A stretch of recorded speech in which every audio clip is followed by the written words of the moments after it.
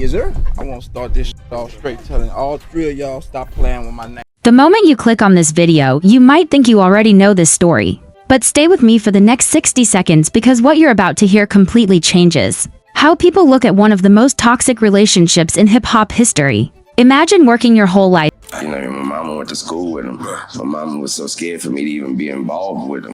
making millions, changing the culture, and still having to beg for your own money. Imagine calling someone family, only to end up fighting them in court, on the radio, and in public for years. For almost 3 decades, this was the reality behind the scenes of Cash Money Records. People whispered about it, artists complained about it. But one name always came up at the center of the storm, Birdman. And one artist suffered the most from it, Lil Wayne. The beef between these two wasn't just rap drama, it was Hey, Moolah, I got one thing I want to ask. I would like to do a father-son too. Come on, man. That was not a question. Real talk, say less. Man. personal, it was legal, and at times, it looked impossible to fix. But now, after all the lawsuits, the silence, the anger, and the pain, Lil Wayne has finally I'm done rapping. Rapping ain't for me no more. I'm done with that shit. I like to make rappers. That's what I do. Yeah, you've been doing it. Real rap. So Yeah. I just wanted to just be my little farewell thing. I want to go out how Say I less. came. shared Birdman's last words to him. And those words hit way deeper than anyone expected. This isn't just gossip, this is a story about power, loyalty, betrayal, and what happens when business destroys family. And today, we're breaking it all down, step by step, in the most honest way possible. To really understand how serious this situation was, you have to go back years. Way before the headlines, before the court cases, before Wayne looked tired and frustrated on camera. Birdman, whose real name is Brian Williams, built a reputation in the industry that followed him for decades. Producers accused him of not paying them. Artists claimed their money was being held hostage. Contracts were confusing, delayed, or never honored properly. And while many rappers spoke quietly or hinted at problems, Lil Wayne was the crown jewel of Cash Money. He wasn't just another artist. He was the engine that powered the entire label. Wayne signed with Cash Money as a kid, looked up to Birdman like a father, and trusted him with everything. For a long time, their relationship looked unbreakable. They called each other family, did songs together, and showed love in public.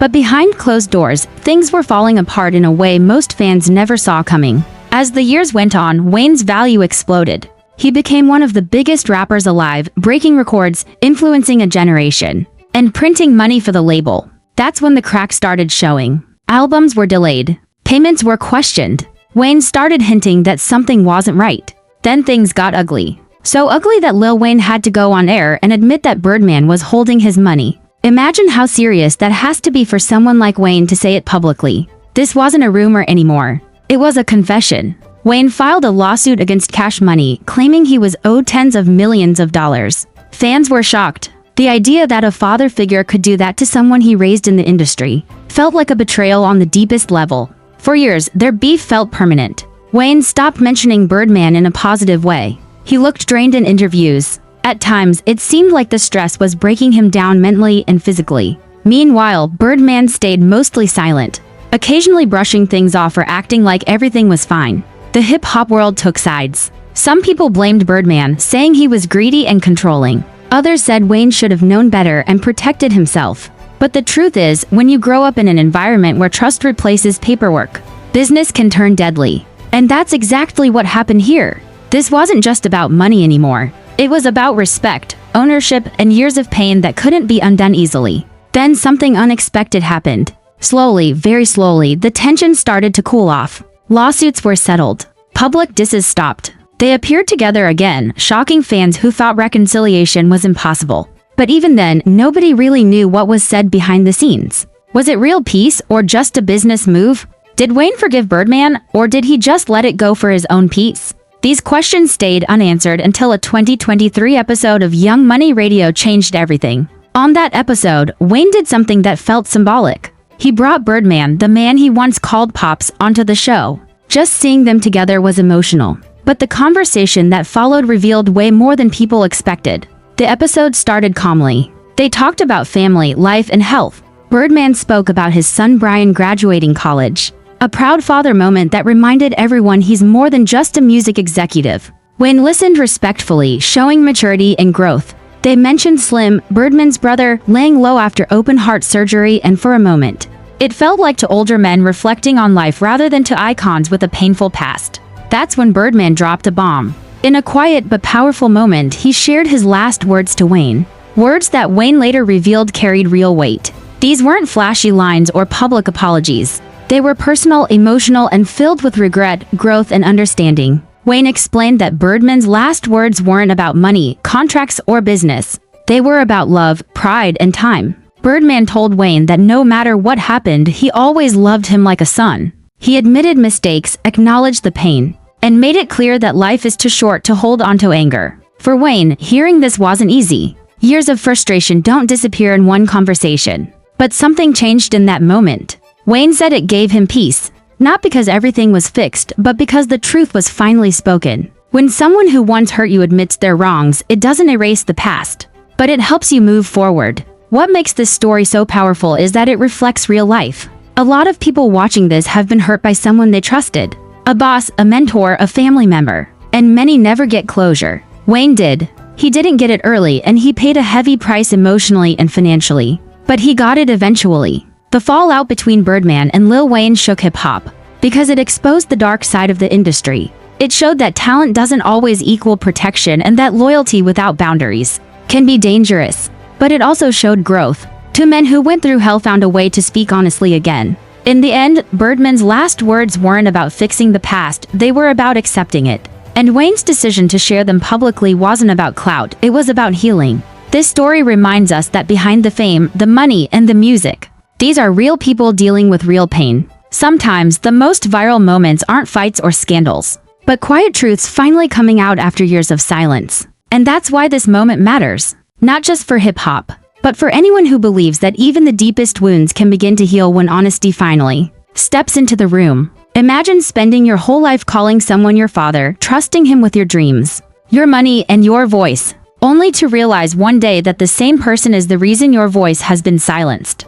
This is not a movie scene, this is the real story of Lil Wayne and Birdman. When Birdman announced he was done rapping and said this tour would be his farewell, fans expected drama or silence. Instead, Lil Wayne replied with just two words, "Say less." Those words ended years of tension and pain. But to understand why they mattered so much, you have to go back to the very beginning. Lil Wayne grew up in New Orleans, surrounded by struggle but also culture and music. From a very young age, he stood out. He was writing rhymes, recording freestyles, and dreaming beyond his environment.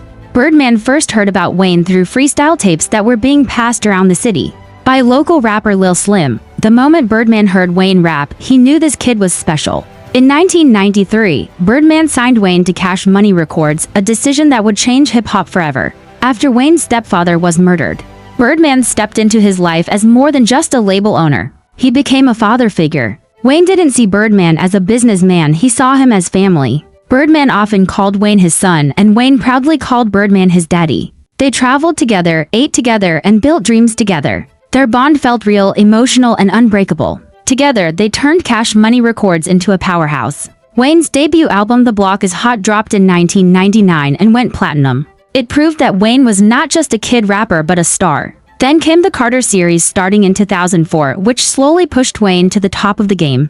By 2008, the Carter 3 sold over 1 million copies in its first week. Wayne became the biggest rapper in the world and Cash Money became a global brand. In 2005, Wayne launched Young Money Entertainment. This was Wayne building the future. He signed Drake and Nicki Minaj before anyone else believed in them. Under the deal, Cash Money owned 51% of Young Money, while Wayne owned 49%. At that time, everything looked perfect. The money was flowing, the music was unstoppable, and the family looked solid from the outside. Then everything changed in December 2014. Wayne shocked the world when he went to Twitter and told fans that the Carter V was not being released because Birdman and Cash Money Records refused to drop it. He said he felt like a prisoner and that his creativity was being held hostage. For fans, it was confusing. For Wayne, it was years of frustration finally coming out. The delays continued and Wayne openly blamed Birdman for unpaid advances, missing royalties, and broken promises. On January 28, 2015, Wayne sued Birdman and Cash Money Records for $51 million. The lawsuit claimed he was owed an $8 million advance, another $2 million after completing the album, and royalties from Young Money artists. At that point, this was no longer just business. It was personal. Wayne started expressing his pain through music and performances. In a cipher, he dropped lines aimed at Birdman. On stage in Jacksonville, he stopped performing after shouting "Cash Money," sending a clear message. On A$AP Rocky's song "Dollar," Wayne said "Love my YM, ain't no more CM," showing where his loyalty now stood. The hurt in his voice was impossible to ignore. Then came the darkest moment. On April 26, 2015, Lil Wayne's tour bus was shot at in Atlanta after leaving Compound nightclub. While driving on Interstate 285 North, a white Chevrolet Camaro pulled up and fired multiple shots at the buses. No one was hit, but the fear was real. Hip-hop went silent. Even though Birdman denied any involvement and nothing was proven, the damage was done. Trust was completely broken. After that, Wayne went quiet. Legal battles dragged on for years. Fans waited and wondered if the Carter V would ever be released. Finally, in 2018, the lawsuit was settled and the album dropped. It sounded emotional, reflective, and heavy, like an artist who had survived betrayal and pain. Wayne didn't explain everything, but you could hear the scars. So when Birdman later announced he was retiring from rap and that this tour would be his farewell, people didn't know what Wayne would do. He could have ignored him. He could have dissed him. Instead, he simply said, "Say less," to words that carried forgiveness, maturity, and closure. It wasn't about money anymore. It wasn't about winning. It was about peace. Their story is bigger than music. It's about family, loyalty, power, and what happens when business destroys trust. It shows that the deepest wounds don't come from enemies, but from the people we once loved. And sometimes healing doesn't need long speeches. Sometimes it only needs silence. The story doesn't really end with "say less." That was not a finish line, it was a pause. A deep breath after years of pressure. After everything Wayne had been through, those words showed how much he had grown. This was a man who had been famous since childhood, who never really had the chance to process pain in private. Every mistake, every delay, every argument played out in public. When the lawsuit finally settled and the Carter V came out, Wayne didn't celebrate like before. He sounded older, calmer, more reflective. Like someone who had learned that survival matters more than winning. After the settlement, Wayne slowly started to reclaim control of his music and his life. He spoke less in interviews, stayed away from drama, and focused on creating at his own pace. For the first time in years, he wasn't fighting a label or defending himself online. He was just making music again. Fans noticed the change. Wayne wasn't chasing hits anymore, he was speaking from experience. The hunger was still there, but now it came with wisdom. Birdman, on the other hand, continued to live in the spotlight, but the energy felt different. The confidence was still there, but the absence of Wayne by his side was noticeable. For years, they had moved as a unit. Birdman without Wayne felt incomplete. And Wayne without Birdman felt like a survivor learning how to walk alone. Their separation showed how deep their connection really was. Even when they weren't speaking, they were still tied by history. What hurt fans the most wasn't just the money dispute or the album delay. It was watching a father and son relationship fall apart in real time. People grew up seeing Birdman raise Wayne, guide him, and protect him. That image shattered when Wayne said he felt like a prisoner. Those words hit hard because they came from someone who once felt safe. When safety turns into control, the damage cuts deeper than any diss track ever could. Over time, the industry started to look at the situation differently. Artists began talking more openly about ownership, contracts, and creative freedom. Wayne's situation became a lesson. New artists saw what could happen when loyalty isn't backed by paperwork. Wayne didn't just fight for himself. He unknowingly fought for future artists who would ask more questions before signing deals. His silence during the worst moments didn't mean weakness, it meant endurance. As years passed, small signs of peace started to appear. Wayne and Birdman were seen in the same spaces again. Not loud reunions, not dramatic apologies, just quiet moments. That's how real healing usually looks. No cameras, no speeches, just understanding. Wayne never went online to expose Birdman completely, even when he had every reason to.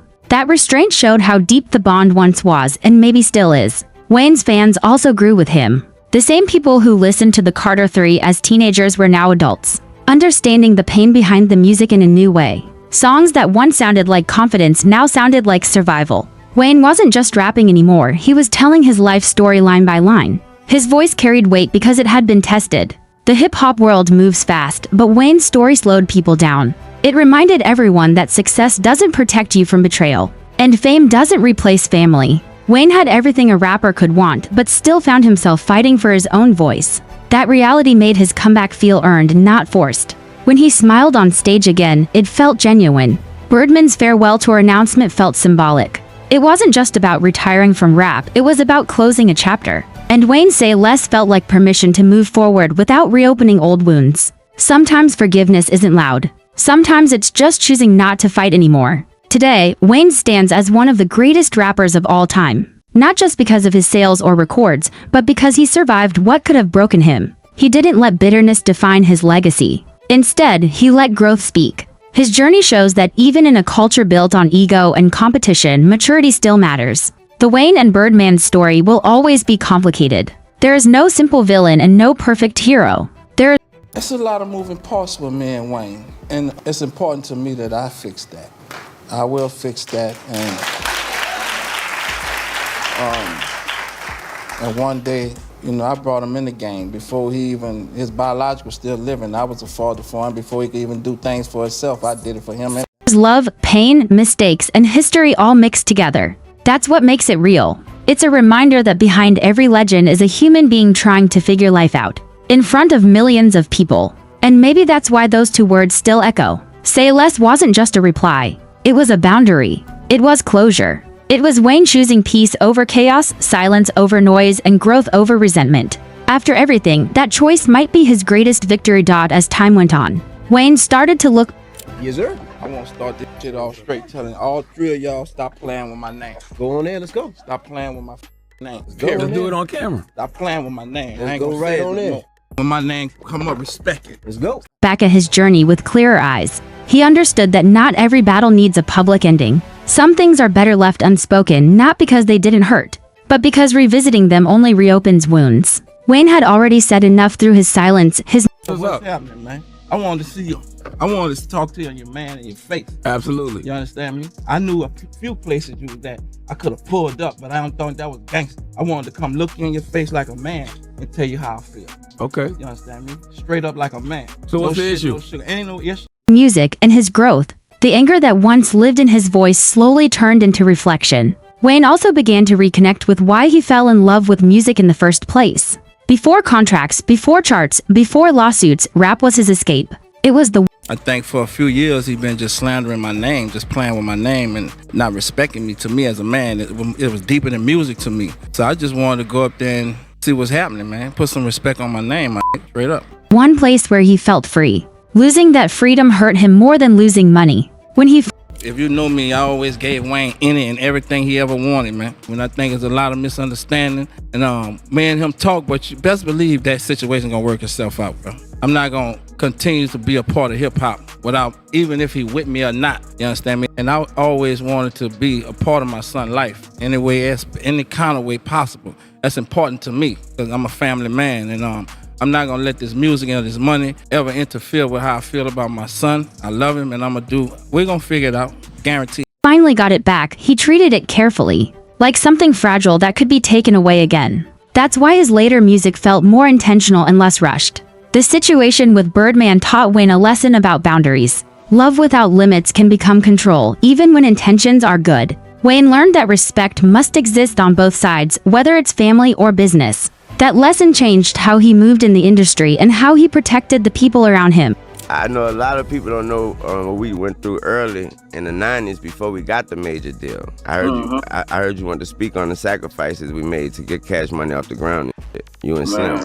I was just early on, but I just was trying to get out the streets. I wanted to do something different, and I chose music. He became more aware, more guarded, but also stronger. For younger artists watching, I already knew BG because he was from around the way.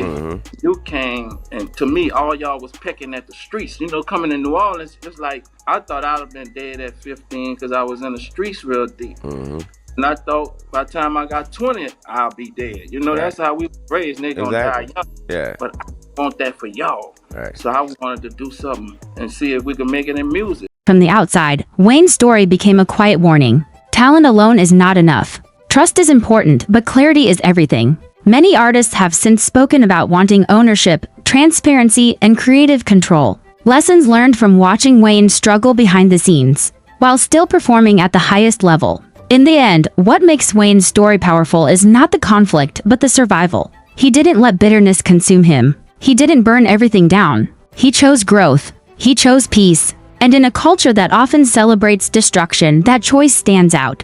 The relationship between Wayne and Birdman will always carry unanswered questions. But maybe that's okay. Not every story needs a full explanation. Some chapters are meant to close quietly. What matters is that Wayne found his voice again, not just as an artist, but as a man who learned when to speak and when to stay silent. That is the real meaning behind those two words. Say less,